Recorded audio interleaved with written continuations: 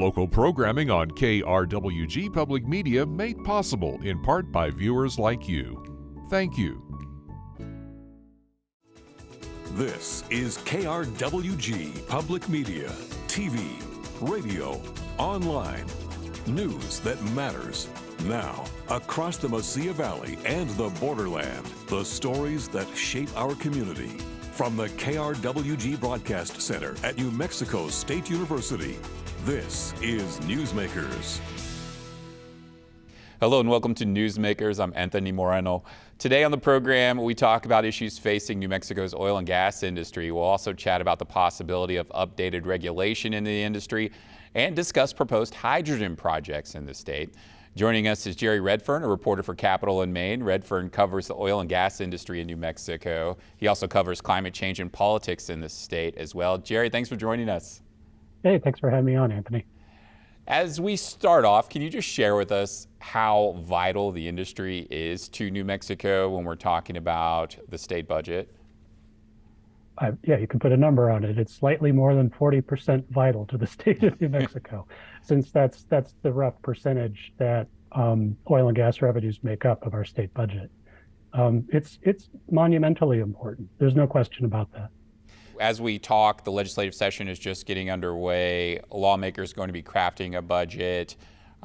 There's also some talks about some bills that may be discussed during this session. I don't know if they're going to be passed, but what are you reading so far into what lawmakers are proposing? The big thing is actually a large reform of the baseline Oil and Gas Act, which covers, it's the keystone law that sets up how we deal with oil and gas production in this state. I mean, everything from soup to nuts, how you drill a well, how taxes and production are calculated down the line. And that has not had a major update in decades. And there was a proposal to reform the Oil and Gas Act last year that was brought up by some environmental groups, and they tried to get buy-in from both the state and from industry, and that really didn't go very far last year. This year, the whole effort was kickstarted by Governor Lujan Grisham's office and brought together a whole bunch of industry people to the table, brought together a whole bunch of conservation groups to the table, and brought together a whole bunch of people from the Oil Conservation Division to sort of knock heads together to get some sort of bill out this time around. And that is really, again, it's a very comprehensive bill in the number of different subjects that it touches on and tries to reform and update in our industry, in the state's biggest industry. Everything from how fresh water can be used in industry to setbacks, how far new wells and production facilities have to be set back from houses and schools and hospitals and the like, to you name it. There's a number of things, obviously, it's proposed that are in this proposal. How long has it been since the Oil and Gas Act has been updated? It kind of depends on who you ask and how deep the update has been. There have been minor incremental changes, every session or two, like where you change minor wording here and there. The key thing about this is dramatically changing very key portions of the bill in how oil and gas can be produced in this state. And as far as that goes, such a major update hasn't happened since either the 80s or 90s, depending upon whom you talk with.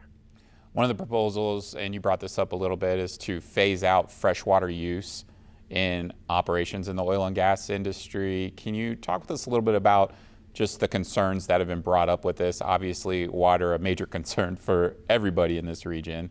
But within the industry, what are some folks' concerns about not only within the industry, but also the communities that the industry is located in?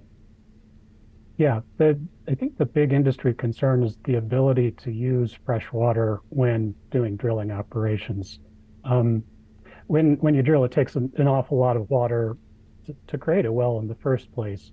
And industry has shifted a great deal in the last, I'd say decade, when you get right down to it, to using more of the produced water to drill these wells. And produced water is the really foul, saline, chemical-laden water that comes up with the oil and gas, which is what you're going after in the first place.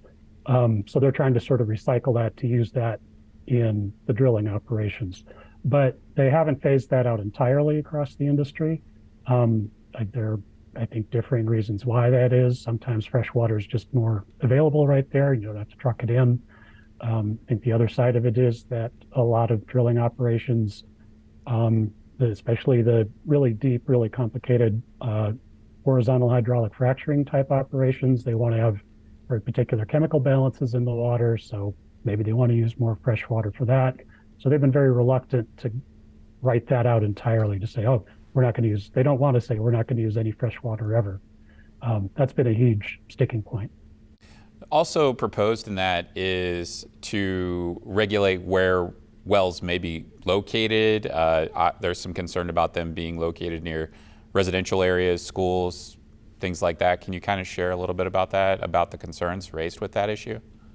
Sure, they're really straightforward health concerns. There have been a slew of peer-reviewed scientific studies that have come out in the last 3, 4, 5 years that show that the closer you are to oil and gas operations, and particularly if you're within roughly a mile, the negative health outcomes, you get sick more often the closer you are, statistically speaking, the closer you are to an oil and gas operation.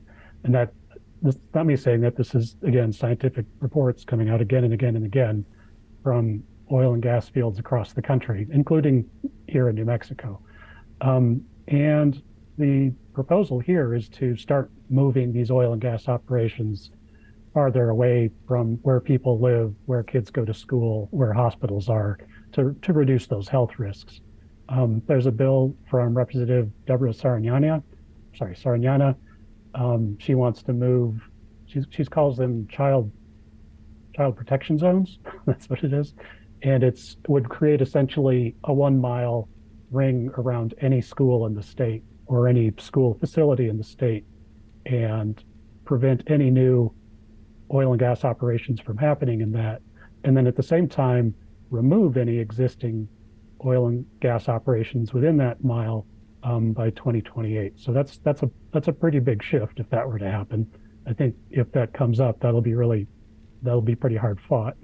The big Oil and Gas Act update that I was talking about earlier also has a similar sort of portion, but it's talking generally about within a half mile, and it doesn't, I don't think, talk at all about removing current facilities. It's just about new facilities going forward. Should also point out that the State Lands Commissioner already set up a ban on new wells close to schools and such on state lands. So this is something that's been brewing for quite a while. Also, a proposal within the update to the Oil and Gas Act is increasing penalties. Can you kind of give us an idea of where New Mexico stands when it comes to issuing penalties and fees and penalties? How do we compare with other states? It's hard to say how we compare with other states because there are a couple of ways to look at it. Do the states have those sorts of penalties in the first place? Most states do have penalties. Are the penalties very big to begin with? In most states, they're not so much. And the third question, is there any enforcement and sort of follow-up to cause those penalties to be invoked in the first place? And I think that what New Mexico will be doing, and this is just sort of a thumbnail sketch of it, is roughly tripling the amounts of the penalties that are being proposed and getting rid of or dramatically increasing the caps on what some of those penalties can be. Because they're actually, the argument is that they're actually quite small compared to the amount of money that a company can make coming out of a well in the course of a year.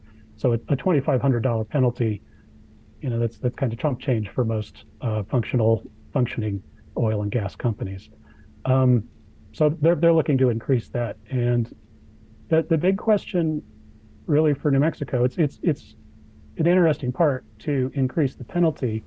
A big issue, though, comes up in that the two main agencies that would be enforcing these penalties, the Oil Conservation Division and the Environment Department, have said kind of repeatedly, we don't have enough people to actually do this. They have very limited staffs. and that's been a recurring theme for years now.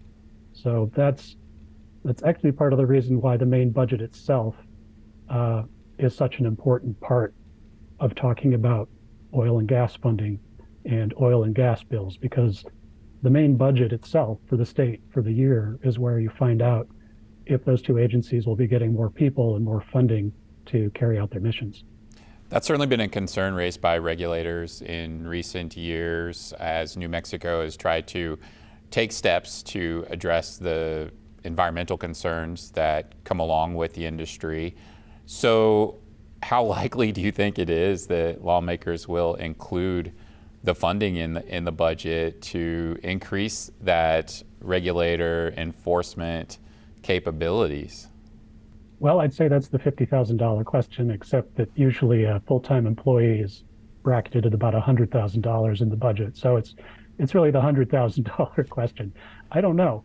To this point, I don't think. Well, the whole budgeting process is kind of funky. Let's back up just a little bit. So there are two budget proposals that come out at roughly the same time, right? There's the governor's ask, and then there's the legislature's, this is what we think we should actually be doing, the two dueling proposals, right? And the governor's ask is, the way I view it, kind of the reflection of what agencies think they need to do the jobs they've been tasked with to this point, right? And the LFC's, the Legislative Finance Committee's budget proposal that comes back is what the legislature thinks, this is what we really think we should be spending our money on. And a lot of times, they're in the ballpark with each other. For the Oil Conservation Division, for the Environment Department, when it comes to enforcement, they generally haven't been. So the first number from the governor's proposal, or for this is just as an example, for the Oil Conservation Division was this is very rough again, is a 6.5%, 6.6% increase in their overall budget. And the Legislative Finance Committee's recommendation for the same thing is 3.6. Might not sound like huge amounts, but when you have a very limited budget that's counted in a few millions of dollars, that does make a lot of difference in the numbers of people you can hire and the amounts of enforcement you can do. So that's kind of a long and complicated answer to your question, which seems easy up front, but it's these dueling ideas of what's asked for and what people want to pay. We know that it's going to be something to pay attention to for a lot of folks across our state, especially those who are concerned about enforcement or regulation within the industry. But the industry also is very vital to some communities in New Mexico. Can you kind of share with us just how big of an economic impact the industry may have, say, in the southeastern part of the state as well as the northwestern part? That 40% of the budget that we're talking about that comes from oil and gas, almost all of that 40% comes from Lee and Eddy counties. There's just no other way to there's really no other way to slice that. An interesting thing, though, when we talk about the San Juan Basin up in the northwest corner, is that the production up there has actually been dropping for years in most ways. People up there have tried to say, oh, we can do this, we can do that. That's part of where we might get into this a bit, where hydrogen comes into play. People up there have tried to turn the natural gas reserves up there into a potential hydrogen industry. So that's what's going on up there. But at the same time that, the Permian Basin and the southeast corner of the state has been going gangbusters, we've really seen a plateau and a decline in the San Juan Basin in the opposite side of the state. I see. Now there's obviously the southeastern part of the state, a major, with the Permian Basin, major oil and gas producing part of the state. But I want to talk with you about hydrogen. There's probably going to be some proposals with hydrogen in this legislative session. Lawmakers have been talking about making New Mexico a hydrogen hub. Some lawmakers have also voiced concern about doing that, as well as environmental groups who are concerned about that issue. What can you share with us about what lawmakers are talking about when it comes to hydrogen proposals in the state right now? Yeah, how many hours do you have? I think that there's a lot in play, but that a lot of what's in play is not yet on the surface, and we don't necessarily know what all of that is in play, if that sort of makes sense. I think there's an awful lot of talk going on in the governor's mansion and in her offices about what she'd like to do, and it's not entirely clear to me yet how, what that end goal looks like. She several years ago now, well, I guess not several, about 4 or 5 years ago now, she kickstarted a thing called the Western States and Tribal Nations Group, which looked to bring together 4 Western states and their natural gas producers to export natural gas toward the Mexican coast, where there's this huge liquid natural gas facility, and they wanted to export it to Asia, right? That never kind of got off the ground, hasn't really done a whole heck of a lot. But it is also the basis for the big hydrogen hub proposal that she had together this past year, tied together those same 4 states, trying to do the same sort of thing where you would take natural gas and process it to make industrial levels of hydrogen, just huge amounts of hydrogen to kickstart the hydrogen economy that everybody wants to get kickstarted. The point of that particular group was to get a huge federal grant in the billions to get all this rolling. That tanked at the end of last year. The feds didn't go for it. In the meantime, though, the governor has landed a couple of big hydrogen company contracts here in the state. Star Scientific, an Australian company, that company is apparently going to be showing up in Albuquerque sometime soon to begin testing and manufacturing hydrogen catalysts for industrial applications. She's also talked about starting this $500 million strategic water fund, which it's a big complicated thing. This is why I say you got a couple hours to talk about it. So she wants to start this strategic water fund, which would, the best way to bring it up is actually, I think, probably the way that her office talks about it, is it's similar to the program that the federal government started at the beginning of the COVID outbreak to kickstart production of COVID vaccines. They threw a whole bunch of money at it to get companies to buy into making COVID vaccines. And that's kind of what she's talking about here, is to get companies to buy into treating produced water, generally from oil and gas facilities, to clean it, to make it clean enough to then turn around and sell it to companies that want to make hydrogen from water. So, I mean, there are so many different aspects of hydrogen stuff that are already in play, but aren't quite, I think, necessarily coalescing yet. Yeah. But it's a big issue, and it's going to be a continuing issue. And we're definitely going to see it in the session, like sometimes right up front, sometimes around the edges, and an awful lot of these oil and gas bills directly or indirectly deal with that. Now, I know you've been covering this issue of the hydrogen proposals for some time. I know you've reported on how companies and those, trying to introduce a pipeline in the northwestern part of New Mexico and into Navajo land. Can you share with us a little bit about what's going on with that? It seems like there's been, from your reporting, it sounded like there was a lot of some aggressive approaches happening with these community meetings and the companies who are trying to do this. Yeah, so it's a company called Tallgrass Energy that already runs a whole mess of pipelines across the middle of the country, natural gas pipelines. So, I mean, they're a known company. That's what they do, is they build pipelines and pipe gas and other things hither and yon across the United States. I think the interesting thing about this is that it's a hydrogen pipeline.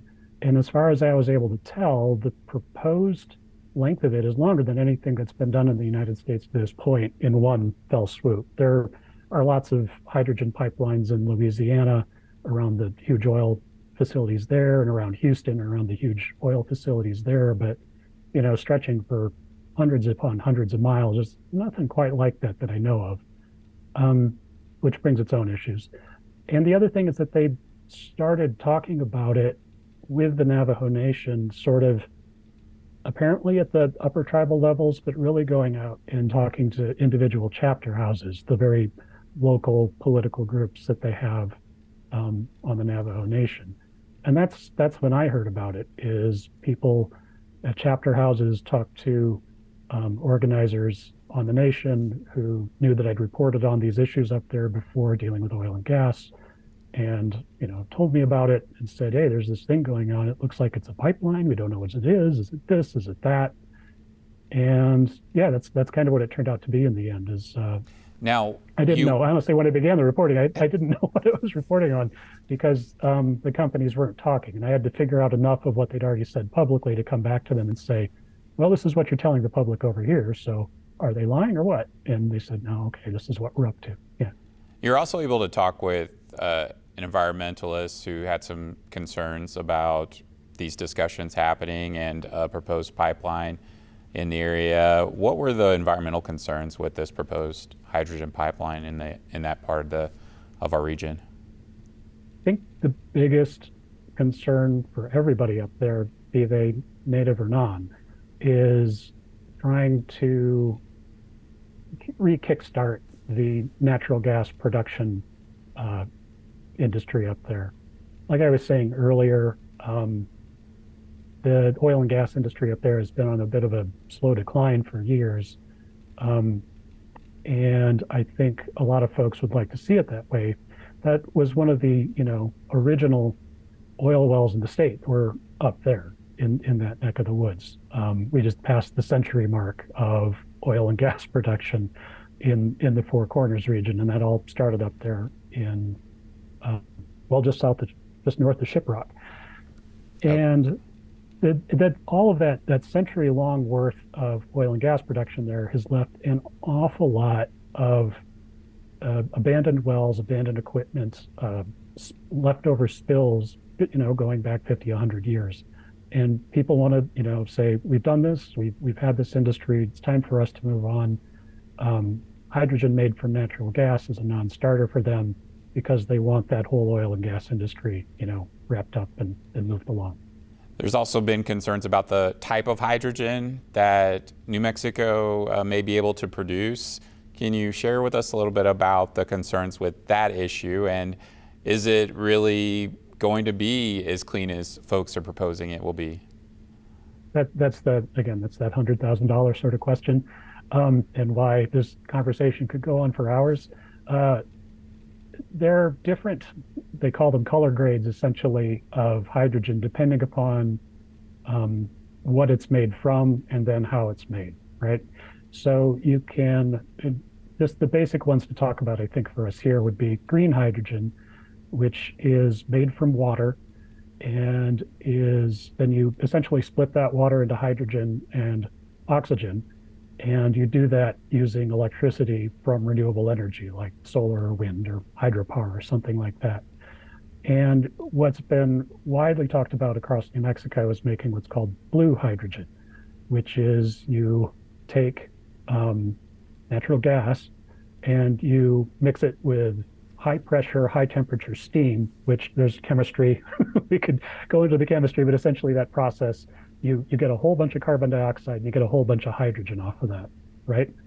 And then if you take that CO2 that comes off of it and sequester it underground, and then you have what's called blue hydrogen, where you've taken the CO2 that results from the process, instead of venting it to the air and creating further greenhouse gas problems, you sequester it underground, blue hydrogen. So, and then there are like a dozen other different types, but those are the two main ones we're talking about. The one that people are truly worried about is the blue one. The one that people would like is the green one, but we're New Mexico, we don't have a whole lot of water to begin with, and that then circles all the way back around to the strategic water plan that the governor has, and why I think she wants to get that rolling. Jerry, one issue that New Mexico has had is having enough local news reporters to be covering the industry. It's such a big industry in New Mexico. Can you give us an understanding of just how challenging it is to cover the industry with so many things that are happening within the industry? It's very challenging. I'll be honest, my gig with Capital in Maine is as an investigative reporter. So I'm not generally doing day-to-day reporting. I do stories that take a week or two to put together, where I'm finding stuff that other people haven't figured out yet. And the only other reporter I know in the state who's doing, the regular sort of day-to-day reporting that we need is Adrian Hedden at the Carlsbad Current Argus. And boy, he's got his work cut out for him down there. And there's nobody that I know of covering oil and gas full-time up in the San Juan Basin. There's just not enough people when you consider the importance of oil and gas to the state. It's remarkable to me. I could think of other words to say, but we're on TV. So there's certainly, you mentioned a shortage. Just in New Mexico in general, some may be aware that you served as president of the Society of Professional Journalists in New Mexico. Having enough journalists in New Mexico to cover things, for example, like the industry and the legislative session, how important is that? From my perspective, I'm not sure there's much that's more important than that. I mean, the journalism is part of the First Amendment for a reason. The people who founded the country realized that having a free flow of information is key to keeping a democracy going. And when you have an industry as large and important and powerful as the oil and gas industry, and you don't have very many people whatsoever covering it and paying attention to what it does and the effects that it has on our state government, I think that's a real issue. And I'm not too proud. I want to see a lot more people covering oil and gas across the state, because I know that there's stuff that I'm missing. And when I'm missing it, and when Adrian, let's say down in Carlsbad, is missing it, that's not great. That's not great for this state, because it is such a powerful industry. Jerry Redfern covers the oil and gas industry in New Mexico for Capital and Maine. Jerry, thank you for joining us. Oh, you're most welcome. Thank you for having me on. That's our time for now. You can join us this week on KRWG Radio every weekday. It's Morning Edition 5 to 9, Fresh Air at 11, followed by Here and Now noon to 2, and All Things Considered 4 to 7. KRWG News is always online at krwg.org, and we'd like to hear from you. You can always email us with story ideas. The address is feedback@nmsu.edu. For all of us at KRWG News, I'm Anthony Moreno. Have a great week. We'll see you next time on Newsmakers.